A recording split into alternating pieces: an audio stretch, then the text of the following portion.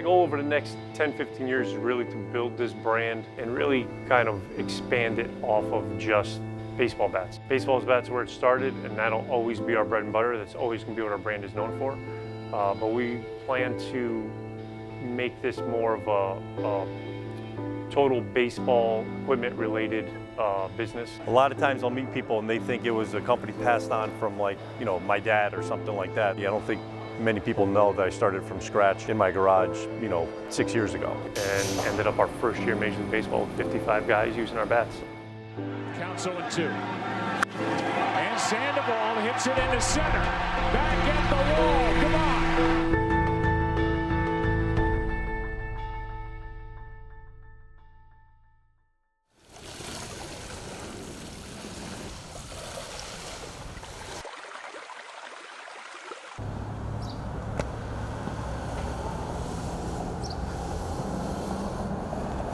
My father was the one who really introduced me, you know, to baseball at a very young age. You know, he was probably my biggest role model growing up. You know, I know a lot of people probably have major leaguers as their role model, but you know, growing up, being an athlete, you know, he coached me in 2 out of the 3 sports I played growing up. He just excelled at the sport. He loved it. He worked hard. He did everything you wanted him to do, and then he grew.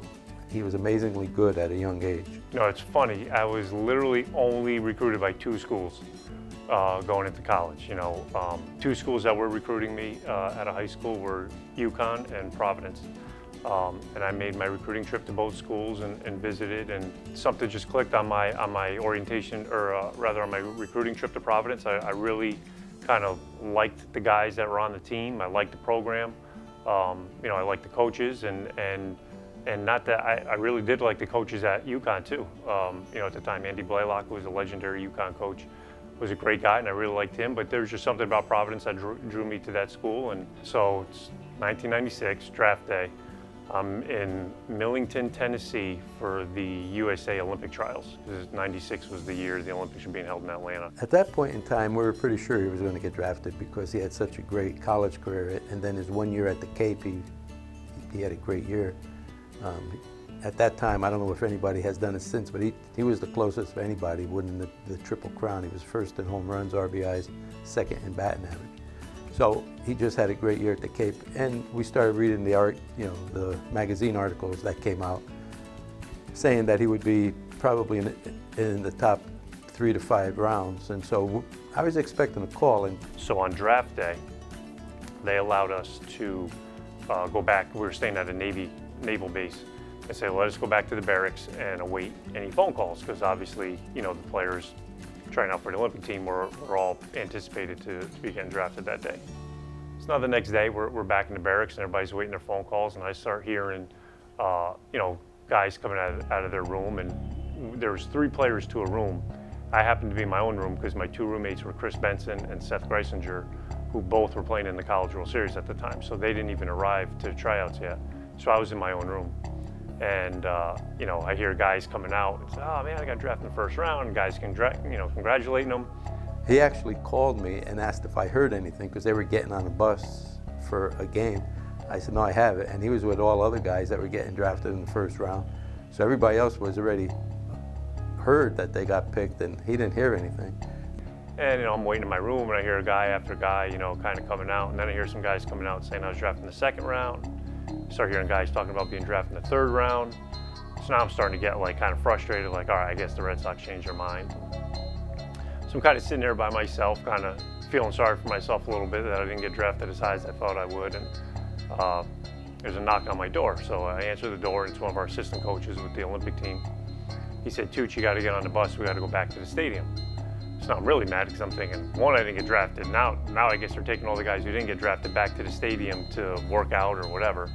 So I'm going back thinking I'm getting ready to go, work out, and kind of sulking and being pretty much a baby about it, kind of hanging my head and not enough to even notice who was on the bus heading back to the stadium. So we get back to the stadium, I get off the bus, and they kind of direct us into a room.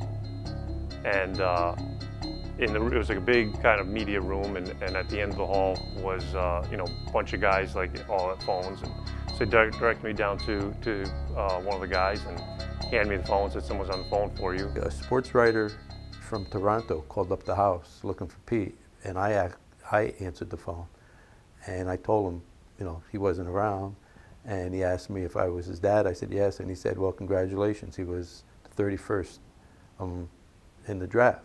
I said 31st round? He said no, 31st overall. And it was actually a local writer from the Norwalk Hour. And he said, Pete, how you doing? You know, and he was, you know, was a guy who covered me throughout my high school career, and said, I just want to know how it feels to be drafted in the first round. And I said, I don't know. I said, I think you got misinformed. I said, I didn't get drafted in the first round. He's like, yeah, you did. I'm looking at it right now. You got drafted in the first round. I said, this is the first I heard about it. I had no idea. Playing baseball is all I ever really wanted to do, so it's not an easy life playing minor league ball. It's definitely, you know, kind of a culture shock. It's definitely a lifestyle change, but I loved it. You know, bus rides were long for sure, but there's nothing I would have changed about it. You know, when he signed, I went with him, and everywhere from St. Catharines, Canada, to Florida, Maryland, you name it, I was there. And at the time, I didn't realize how fun it was, because we were away, we'd miss births, weddings, you know, deaths, we'd miss a lot of things. Now, looking back at it, it was the best experience. My time with the Blue Jays, I was Organizational Player of the Year in '98. I really, you know, those 2.5 years I spent with the Blue Jays after being drafted, I really put myself in a position to be in the big leagues by 1999, and just had, you know, an unfortunate injury in my hand that kind of snapped some tendons and stuff going up to, you know, my ring and pinky finger, and never really recovered from the surgery after that. Never really regained the strength back in my hand, and I had good spring training, but I wasn't at this point having a good season, and so I didn't really want to notify the team at that point that I was having a problem in my hand. I felt like it was like an excuse kind of a thing, and so I just sucked it up and played through it. And by July, I really couldn't really play anymore. I remember, I want to say it was July 5th, because right after our 4th of July game, and I couldn't even hold the bat anymore. I went in and saw our trainer, finally alerted him what was going on, and they sent me for a bone scan. The bone scan I had showed that there was something going on in my hand, so they flew me out to San Diego to see the team orthopedic. The team doctors said, you know, this is so common, you're going to be fine. I didn't think there was not going to be a recovery. Basically a stress fracture to the hamate bone in my hand. The way he described it was the outside of the bone was still intact, but the inside of the bone was literally snapped in half. So it was like if you had a tree and the whole tree was snapped in half, but the bark was still intact. So typically the procedure for that kind of injury is you just take that bone out. It's pretty much a useless bone in your hand. They just take it out, and you kind of, you know, 6 weeks later, you're back in the lineup and you're kind of going on with things. So I was taking batting practice for about a week, still on the DL, called the doctor, you know, and he said, you know, how's it feel? And said it hurts pretty much like it did before. And he's like, all right, we'll give it a few more weeks. You know, he's like, keep swinging though, you know, are you able to swing? I said, yeah, I can swing. I said, well, if I'm going to swing in batting practice, why don't you activate me at least? Let me salvage what's left of the season. And if it breaks, we'll do the operation. He said, you know what, that makes sense to me. He said, so we'll do that. So he activated me. I played 5 more games, and on one swing, I felt it finally let go and snap all the way through. They flew me back out to San Diego. You know, they took me right in for surgery, and going into surgery, they said it'd be about a half-hour to 45-minute procedure. They're just gonna, you know, cut it open, take that bone out, kind of smooth everything over, and stitch it back up, and I'll be done in about 40 minutes. Woke up about 7 hours later from surgery. Ligaments were laying on that bone, snapped almost like a serrated knife. And that's what really caused the damage to my hand. It wasn't the actual broken bone as it was the ligaments. So he spent about 6 hours trying to repair the ligaments and attach it to whatever he could. And basically said, he's like, listen, it's 50-50 how you come back. I really don't know. There's no, you know, you could come back and be fine. You could come back and never be the same again. After the surgery, I never hit another home run for the next 3 years of my career, anywhere other than dead left field. So I really needed like the perfect pitch, the perfect swing to get it out, you know, once you're kind of putting up those numbers. So my days were kind of limited at that point. I was released by the Padres in 2001. I was picked up by the Mets. I finished out that season with the Mets, and then I went back to spring training with them in 2002, and then was let go there, and had a couple more offers on the table to continue my pro career, but decided at that point, it just wasn't in the cards for me, and kind of wanted to get on with the rest of my life and not prolong the inevitable. And so I decided to step away from baseball. So, here I am now. I'm out of baseball. I was married. We had our first kid already, and so here I am, 26 years old, and I don't have a college degree and coming off a pro baseball career, but in the real world, that doesn't, really lend a lot to it. So my brother-in-law at the time was looking to start his own business, and I needed a way to make money relatively quickly, so we decided to start our own business. He was in the heating and air conditioning business, so I went to business with my brother-in-law, starting a heating and air conditioning, and we did residential fuel oil, and I did that. We started that business in 2002, and I did that until 2009. And they were doing very well. And then suddenly my son-in-law had a heart attack and passed away at the age of 38. And Pete was going to try to keep it going. And I thought he should, because he was making an honest, nice living. Kind of threw my world into a spin again. I kind of felt like I did the day I was released, by the Padres. Kind of felt like, all right, here I am, don't have a college degree. What am I going to do now the rest of my life? And I felt like I was thrown back into that position because he was the brains behind our operation. He was the one with the background in the heating industry and the air conditioning industry. So, and he taught me a lot about it. But at the same time, I wasn't confident enough in myself that I knew enough at that point to be able to run the company the way it needed to be in order to be successful. My wife had this idea that, I needed to get back into baseball. I kind of was losing passion in my life that I once had. So it was just kind of a stupid conversation I was having with my best friend about how miserable he was without baseball. And I said, he's got to find something. Now we had 3 kids, and our kids were growing up with a dad that wasn't really the person she married. Just joking, I was like, oh, I'm going to get him a lathe so he can make bats. And she's like, you really should do that. And when he got home, I told him I was going to do that, and he thought I was nuts. She researched it for a few weeks and actually ended up surprising me with the purchase of our first lathe and about 60 pieces of wood that just arrived to the house one day. And she said, try it. I think you'd be good at it, and if you like it, great. If not, at least you can say we tried, So she had this idea of going to the bat business. She said, you're so picky when you played. I really think it'd be something that you'd be good at. And my first response to her was, I don't know a thing about making a bat. I was picky about it as a player, but I don't know how to make it. I never made a bat before, or even had any kind of wood shop in high school to even have any kind of background in woodworking to think that I could go make a bat. So this is basically our wood room. It looks just like that when it comes in. And then what we do is we weigh each piece, we grade it. Each grade has a different value to it, which affects the price point of each bat.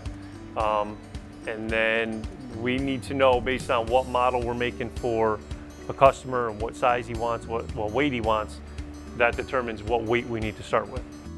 So after the wood is selected and we know what piece of wood we're going to use to make the bat, it then gets put on our CNC lathe, where it'll get laid down into the model option that the customer requests. So after the bat is then lathed on the CNC machine, it then gets taken off of that machine, put onto a manual lathe, where it is finished, all hand sanded and finished by hand. The ink dot represents the slope of the grain of the wood of each bat. The ends are then chopped off, the ends are sanded, and then the bat is off to paint. So once the bats are lathed, they come in here to the paint room. Some of our bats are sprayed, some of them are dipped. These bats are getting dipped. This is Wally, he's been with us for a few years now. And he'll dip it and make sure no drips are on there. It has a nice, even finish to it. So once the paint is dried from the dipping process, we'll then apply the decals that, puts our logo on the bat. everybody really seemed to love the simplicity of the logo, and it just kind of stuck, and we've kind of kept it ever since. And once the logos are applied, it'll be then dipped into its clear coat. And finally, once they're dry to a point, they come in this room, which is heated and speeds up the drying process to finish the curing of the paint. The cupping process is what it does. It takes a little bit of wood at the end of the bat and allows us to use a little bit denser wood when making a bat. So if we're making a bat at a certain weight for a customer, say he wants 32 ounces or 31 ounces, it allows us to go over that weight a little bit by using a heavier wood than we normally would use, and then cup the difference out. And it does a couple of things. One, it changes the balance point of the bat to make it a little bit less top heavy and makes the bat feel lighter in our hands, and also makes a more durable bat from using denser wood. So you have a denser bat, which is more durable, get better performance, and you will swing it faster because it will feel lighter because it's changing the balance point. I made the decision to sell the heating business and put all the proceeds into the bat business and try to get that off the ground. And in order to do, in order for the bat business, in my eyes, to really be taken seriously and really get off the ground, we had to be Major League approved. We had to get into Major League Baseball, and from a personal standpoint, I had to do it right away because any contacts I had in Major League Baseball were coming towards the end of their career now. I was 34, 35 years old. So anybody I had played with was in that kind of age bracket, and so I knew I kind of, I didn't have the luxury of, or so I thought anyway at the time, of taking 5 years to kind of build our brand through the amateur ranks, and I felt, if I can get our bats at the highest level, we can, if the best players in the world will use our bats, why shouldn't everybody else? So it's a much easier sell selling to amateur players when you already have the credibility of Major League behind you. So that was the kind of business plan I kind of went with, and 2000, I sold the business in 2010, but I had to run it for the new company for a year. And in that year, we moved out of our garage, we leased a small space close to our house, but on a busy road, and gave us visibility and credibility as a real bat company. And we started making the bats out of there. And when I was finally out of that business altogether, which was the end of 2011, so going into 2012 season was the first season that I was actually making bats as a full-time occupation. And we got, we applied for our Major League Baseball license and got approved, and ended up our first year in Major League Baseball with 55 guys using our bats. So, and then we kind of grew from there, and kind of, each year we've been kind of growing steadily, and it's been going really well. I was excited because I thought it would give him an outlet. I didn't think it would ever turn into anything, except, maybe this will just give him a way back in. I thought it would I thought he'd make bats for himself and then start playing in a rec league and kind of fulfill a little bit of that need for the competition that way. I didn't ever think it would become this. I just had faith in him, and I just saw him being happy. So wherever that path, led, was fine with me. So, that was kind of like the creation of what is now Tucci Lumber. We kind of came up with this makeshift logo, which kind of evolved into our permanent logo. And that was, Tucci Lumber was born. Came up with a few different ideas, and then when he came home from work, I showed him a few, and we just kind of picked and, from there, and he tweaked it a little. So I paint the bats. So I'm in the back in a spray booth in a full Tyvek suit, full respirator, and I paint all the Major League bats. Kind of shot myself in the foot one day. He took our kids ice skating, and he had all these bats to spray for some trade show. And I was kind of like, well, if he could do it, I could do it better. So I'm gonna, so I picked up the spray gun and painted these bats. And now, just in the past month, we started to train somebody else to do it because it's a lot. We'd have two lathe operators feeding me bats. So I'd be here late, and with 3 kids, it's tough. So it's something that I love though, because I love seeing, when I see it on TV, yeah, I enjoy that.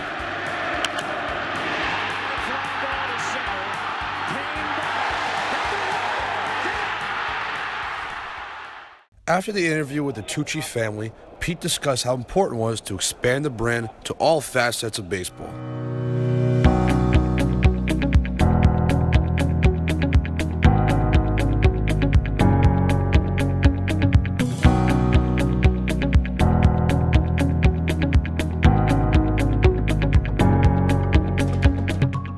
Conventions like this are great. Obviously, they bring in elite coaches, college coaches, what they look for, coaches who, a lot of them playing against each other over the years. It's a great way to kind of come, bond, to kind of be here, and being able to meet with coaches and people who actually make a lot of purchasing decisions for their teams. So it brings the whole baseball community together. When I was in pro ball, I was doing, small-time sales with a few guys on the team, and then when I got released from pro ball and I came back home, I started just doing, trade shows like this, and Pete brought me, a board. I engraved all these bats here, so it's nice to talk to, customers when you have a relation with the bat as well. So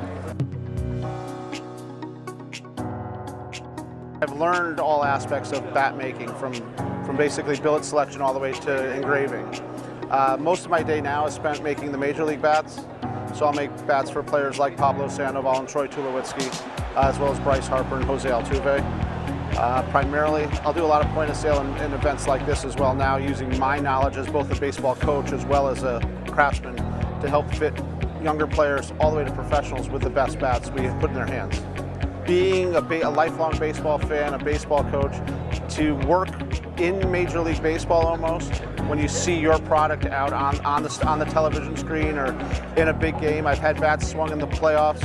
I've had bats swung in the World Series that I made, and I actually have 2 bats that are in the Hall of Fame that I made. One was Pablo's bat from the 2014 World Series Game 7, as well as Yohan Moncada's bat from this year's International Prospects Game with the All-Star out in San Diego. So I have 2 bats that I've made that are now forever enshrined in the Cooperstown memorabilia. So when you put something like that, it just makes the hard work all worthwhile.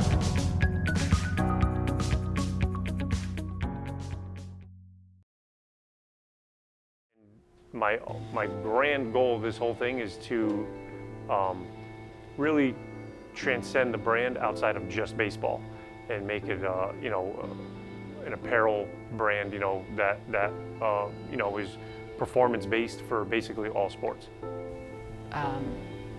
Top 3, which we've been top 4. I just think that sky's the limit from here. I think if we get more players, which we're trying to get to invest, just the opportunities are going to be endless from there. Well, no, because I'm a very conservative type guy. So I would be very happy if he makes a good, honest living, and one day gets to sell it and retires at a relatively normal age. But I think he sees it a lot larger than I do. He sees an apparel type of business, and I hope he's right again. I hope I'm wrong again. So where I see it, in my dreams, I hope it happens just the way he thinks it's going to happen. Part of the message, we try to get out, as a company is how we started, where it came from, the passion that was behind it. But at the same time, I think people just kind of see the brand that's in Major League Baseball, and they kind of, don't really see the story behind it. You know what I mean? So, it's a message we try to portray.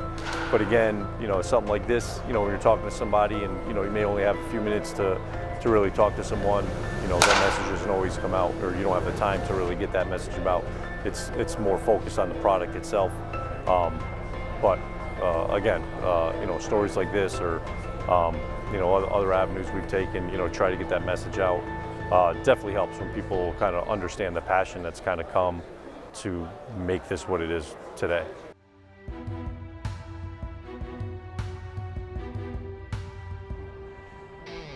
First time I used Tucci bats, last spring training.